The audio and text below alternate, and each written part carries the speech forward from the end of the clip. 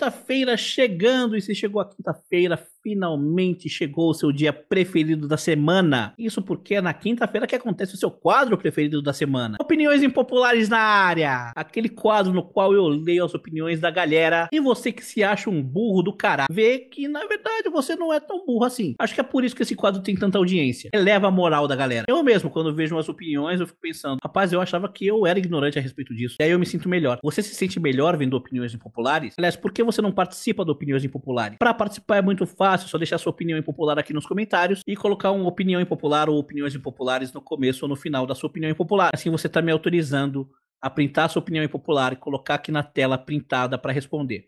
Beleza? E pode mandar opiniões impopulares a respeito do que você quiser. Heavy metal, Angraverso, Dream Theater verso, música pop, música no geral, cinema, séries, esportes, videogame. Pode mandar porque o pai se garante. Antes de começar a responder as opiniões da galera, peço para que você se inscreva no canal, ative as notificações. Gente, vamos bater 500 likes em um vídeo. Pô, cada vídeo tem 1.500, 2.500, 3.000 visualizações. Não bate 500 likes? Sabia que a cada like a mais que o vídeo tem, o algoritmo entrega o vídeo para 5 a 10 pessoas a mais? Então vai, aperta o joinha. Não custa nada, é de graça, não custa nada e ajuda muito o canal. E aproveita que você tá aí no joinha, desce um pouquinho e vira membro. O link tá na descrição. A gente tá quase batendo 100 membros e agora membro tem vídeo extra toda semana. E o Opiniões Impopulares da semana que vem vai ser exclusivo com opiniões de membros. Então tá valendo muito a pena virar membro. Na descrição também tá o link para você adquirir o curso de guitarra do Marcelo Barbosa, um dos maiores guitarristas do mundo, um dos melhores cursos da internet que com certeza vai te fazer evoluir como guitarrista. Agora sim, sem mais delongas, vamos para as nossas opiniões impopulares. Começando com a opinião impopular do Luiz Barbosa, o Destemido 996. Ele diz, opiniões impopulares, olha, pra mim, na minha opinião, o Metallica simplesmente acabou no Black Album. Do primeiro disco até o Black Album, a banda era sensacional. Depois cortaram o cabelo, né? E aí teve aquela fase ruim do Metallica que eu simplesmente não gosto e dura até hoje. E o álbum novo deles é uma porcaria. Você ficou chateadinho quando eles cortaram o cabelo? Sim, meus amigos, principalmente você que é jovem. Por mais que isso pareça esdrúxulo, já houve uma época na qual era ofensivo para um headbanger ver uma banda de rock cujos integrantes não tinham cabelo comprido. Agora vocês imaginem que a maior banda de heavy metal do planeta na época, que era o Metallica, simplesmente olhou pra eles e falou, eles ficam putinhos? Tive uma boa ideia. Os caras cortaram a cabeleira no auge da banda, quando o Metallica era a maior banda do mundo.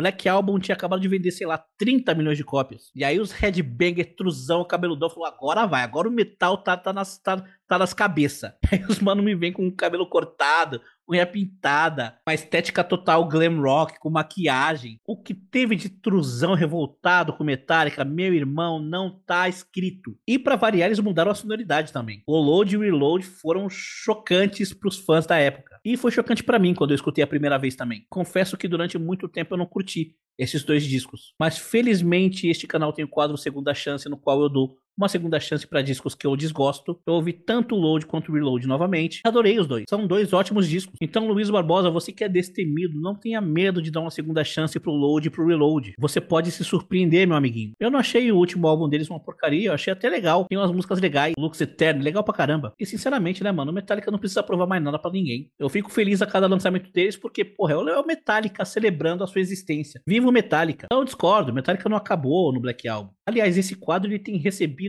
inúmeras opiniões de tal banda acabou em tal álbum. Parem com isso, amiguinhos. É arrogante da parte de vocês. Deixa que a banda escolhe quando ela vai acabar. É a mesma coisa do comentarista que quer encerrar a carreira do jogador. Deixa o Metallica continuar. Pode continuar lançando disco ruim, eu não ligo. É o Metallica. Quem tem que se provar e inovar são as bandas novas. Mas muito obrigado pela sua opinião. O Juliano Menezes 1201 diz o álbum Dream Theater de 2013 seria melhor reconhecido se tivesse uma mix melhor, sobretudo de bateria.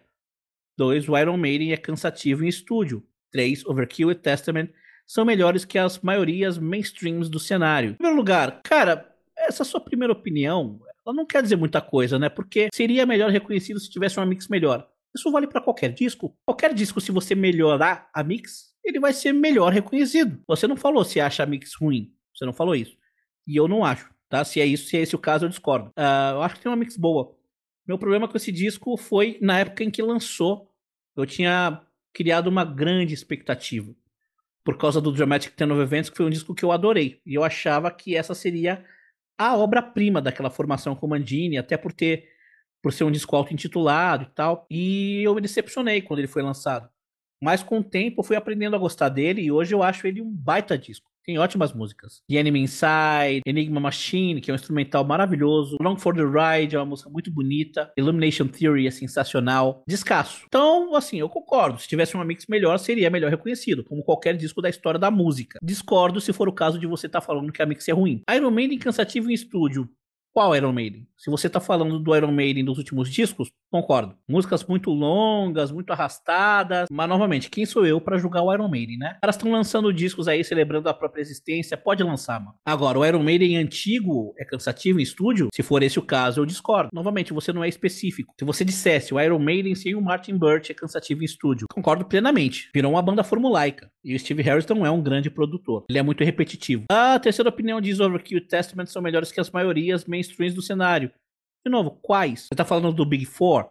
Putz, cara, discordo. O Big Four é o Big Four por um motivo. São bandas que tiveram lançamentos que marcaram mais suas gerações do que o Overkill e o Testament. Por mais que Overkill e Testament sejam duas grandes bandas. Vale muito a pena escutar. Mas quer ver uma opinião impopular? Sepultura é melhor que Overkill e Testament. Me julguem. Concordam? Discordam? Comentem aí. Juliano, obrigado pela opinião. O João Montes 19 diz opinião impopular. Falem o que quiserem sobre as escolhas dos vocalistas do Angra, mas uma coisa não podemos negar. Todos eles foram únicos, autênticos e extremamente originais. A maioria dos cantores de power metal, por mais que sejam técnicos, não tem nenhuma identidade vocal. O Alírio, por exemplo, é um monstro, talvez tecnicamente top 5 da América Latina, mas se colocar a voz dele no meio de outros 10 vocalistas talentosos, você não consegue identificar com a clareza que identificaria a voz do André, do Edu e do Fábio. Pô, cara, eu acho que eu conseguiria identificar sim. A voz de gralha do Alírio é inconfundível. E o Alírio canta pra cacete. Inclusive, eu já defendi que ele fosse o vocalista do Angra, no hiato entre Edu e Fábio Lione. Não aconteceu, entrou o Mago, e que bom que o Fábio Lione tá aí há tantos anos. Por mais que uma galera odeie. Eu adoro. E sim, concordo, os 3 vocalistas do Angra são absolutamente originais. Nisso, os caras do Angra tiveram um critério muito bom. Não procuraram um cara que fosse um emulador do vocalista anterior. Procuraram alguém com quem eles pudessem olhar pra frente. Mesmo que isso significasse romper com o tipo de música que eles faziam anteriormente. Por exemplo, o Fábio Lione, nem de longe, é um vocalista como o André Matos, de notas agudas. O Angra escolheu ele sabendo que ele não cantaria músicas como Carry On. E mesmo assim o escolheu. Respeito isso. E sim, 3 vozes bem distintas e 3 vozes bem originais. A do André é fina, aguda, quase feminina. A do Edu, pra mim, o timbre mais bonito das 3. E o Lione, uma voz operística super poderosa. Os 3 fizeram grandes músicas com o Angra. Se a gente perder esse preconceito de tal época foi melhor, essa época é uma merda, a gente vai ver que os 3 brilharam como vocalistas do Angra. Quero saber o que a galera acha aí nos comentários. João, obrigado pela opinião. O @RobsonLima556 diz opinião impopular desde 2011.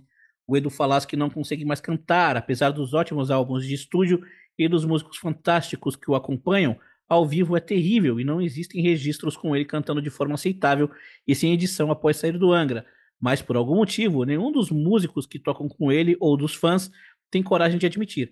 O único que disse algo sobre isso foi o Rafael Bittencourt. Cara, não consegue cantar é forte. Se ele não conseguisse cantar, ele não conseguiria gravar discos. Então sim, ele consegue cantar. Pelo menos o suficiente para gravar discos e seus DVDs. Agora, ele não canta mais como ele cantava no seu auge? Definitivamente. E a gente sabe que ele teve problemas de voz. Problemas que o impedem de cantar perto do que ele já cantou no auge. Fora isso, o Edu já passou dos 50 anos. Então a gente não vai esperar hoje o Edu cantar como ele cantava na época do Rebirth. Nessa altura do campeonato, eu acho que o fã que vai no show do Edu Falaschi, ele meio que faz essa concessão. Ele não tá indo pro show pra ver um cantor no seu auge detonar todas as músicas e cantar todas as notas altas perfeitamente. Ele vai pra ver o Edu e se divertir. Tá tudo certo. Eu sinceramente acho que é o contrário, cara. Eu acho que se fala muito sobre a condição de voz do Edu. Se falou num nível que inclusive chegou a prejudicar ele psicologicamente. E na moral, eu tô numa fase da minha vida na qual, se eu vejo que é pra machucar a pessoa, fazer mal pra pessoa, eu prefiro não ficar cutucando a ferida. Hoje eu prefiro mais celebrar o legado do Edu. Bom saber que ele tá trabalhando no seu 3º disco solo. Tomara que ele lance mais outro DVD. O DVD vai ter os seus overdubs, suas edições? Vai. Mas não é como se o fã não soubesse. Robson, obrigado pela opinião. O @LucasGCS diz opinião impopular. Alírio no Xamã foi nada com nada. Ao meu ver, o Bruno Sutter era o herdeiro ideal para os vocais. Cara, eu concordo e discordo dessa opinião. Por que eu concordo? Eu gostei de ler o herdeiro ideal para os vocais. De fato, o Bruno ele tinha uma relação muito legal com o André. Ele é um grande fã de Xamã. Ele cantou com o Xamã na última reunião da banda com o André. Então, sim, eu acho que nesse ponto ele seria um herdeiro ideal pro André Matos. Só que o que ia ter de fã enchendo o saco com a questão do Detonator, putz, não ia estar escrito. Até por isso eu discordo. Mas não só por isso. Tecnicamente, a melhor escolha foi o Ali. A gente só não esperava que fosse acabar tão rápido, né? Infelizmente aconteceu o que aconteceu e a banda acabou. Será que se o Bruno tivesse entrado na banda seria diferente? E aí você pode falar, claro que seria igual. O professor ia xingar lá o fã, ia fazer as mesmas postagens e a banda ia acabar. Mas vamos combinar que a banda não acabou por causa disso, né? Acabou por outros motivos, não estava mais valendo a pena. Será que com o Bruno na banda encheria mais as casas de shows? Venderia mais ingressos? Pergunta genuína mesmo, comentem aí. O Xamã teria acabado se o Bruno Sutter fosse o novo vocalista? Lucas, obrigado pela opinião. O @88fontes diz opinião impopular. Os discos do Avantage após o The Metal Opera 2 são muito ruins. Acho que apenas 2 músicas de cada disco são boas, mas não marcantes, digamos. O instrumental ao vivo deveria ser feito pela formação que gravou a maior parte dos The Metal Opera. Não consigo gostar do baterista do Edguy no Avantage. Não gosto do som da guitarra do Sacha Path. O Avantage já perdeu a magia até na mixagem das músicas. Sei lá, aquelas obras de arte, The Metal Opera 1 e 2, me fazem viajar muito. É um disco muito visual. E isso acabou no Avantage. Dava para ter feito bastante coisas ainda. Mas paciência, só resta lamentar mesmo. Pois nosso querido Tobias segue gravando. E tem quem goste da nova fase do Avantage que considero do The Scarecrow até hoje. Opinião impopular. Cara, eu gostei muito do Herbie Dragons, que é o último disco da banda. É aquele negócio, né? Se você ouvir esperando inovações, você vai se decepcionar. Como eu não criei muita expectativa, eu gostei. É um disco divertido, tem músicas bem legais. E assim, eu ouvi toda a discografia do Avantasia, mas não ouvi pra gastar cada um dos discos. Ouvi pouco. Os meus preferidos são The Metal Opera 1 e 2 e o Herbie Dragons, que foram os que eu mais escutei. Os Metal Opera quando saíram e o Herbie Dragons pra fazer a resenha agora pro canal. E eu confesso que eu ouço músicas do Herbie Dragons até hoje. Mas os demais eu não achei ruins. O próprio The Scarecrow, o Paranormal Evening, o Moonglow, o Wicked Symphony, o Ghost Lights. É uma discografia boa. Se você dissesse o Metal Opera 1 e 2 são os melhores discos do Avantasia, eu ia concordar. Agora falar que tudo que eles lançaram depois desses discos é muito ruim, discordo. Alguém aí concorda com isso? Comentem aí. 88 Fontes, muito obrigado pela opinião. O @TechNerdRudy diz opiniões impopulares. Dream Theater é minha banda favorita, o Portnoy é um dos meus heróis da adolescência, mas musicalmente falando, ele não deveria ter voltado para a banda. O Mike Mangini levou a banda para um patamar técnico muito acima do que eles fizeram no Black Cloud e Silver Linings, tanto que o Portnoy manteve a mesma sonoridade e linguagem musical em quase todos os projetos pós-Dream Theater, exceto na Transatlantic, na minha modesta opinião. Eles sacrificaram o potencial para trazer o feeling de volta, mas a banda perdeu um dos bateristas mais criativos e carismáticos do mundo atualmente. Alguém precisa dizer. Me perdoem, amigos. Me perdoem, mestre Portoia. E queria ver o Mangini no Rush. Cara, mais uma opinião que eu concordo e discordo. Eu fico muito feliz de ver alguém enaltecendo o trabalho do Mike Mangini no Dream Theater, porque ele merece. O cara é um alien na bateria. E o Mike, ele tomou muita pancada desnecessária da fanbase do Portnoy, sendo que eu acho que ele fez alguns discos espetaculares com a banda. O chamado Turn of Events, o Distance Over Time, o próprio auto-intitulado. Só que assim, quando eu ouvi a notícia de que o Portnoy estava voltando pra banda, eu fiquei, triste porque o Mike Mangini tava saindo da banda. 2, feliz pra cacete porque o Portnoy tava voltando. Eu não consigo reclamar do Portnoy ter voltado pro Dream Theater. Então eu concordo com quem enaltece o Mangini e fala que queria ver ele mais na banda. Eu também queria, mas eu também fico muito feliz de ver o Portnoy de volta. De fato, o Portnoy não voltou trazendo nenhuma inovação baterística. Não. Mas é mais um daqueles casos. Nessa altura do campeonato, você acha que eles querem inovar? Querem se divertir e ganhar dinheiro. Deixa os velhinhos se divertir e ganhar dinheiro. Tanta banda prog boa aí pra ouvir. Os caras já escreveram o legado dele. Sobre o Mangini no Rush, eu acho uma ótima ideia. Mas será que ele toparia entrar numa banda substituindo um outro baterista lendário pra tomar hate da fanbase de novo? Não sei, acho que não. Mas é uma ótima ideia. Obrigado pela opinião. O @RickBueno8085 diz opinião impopular. Curioso como Humberto Gessinger diz que não quer voltar ao passado para uma reunião da fase GLM, Gessinger Leaks e Maltz, pois ele vive o presente e o futuro, mas já faz décadas que ele vive das coisas que foram feitas no passado, as quais ele mesmo tanto rejeita. Soa meio contraditório, pois a sua carreira solo é muito fraca e ele vive tocando todas as músicas do Engenheiros nos shows. É justo, pois ele é compositor da maioria delas e diz que não é nada pessoal com Leaks e Maltz. É no mínimo curioso isso, que parece ser uma birra da parte dele.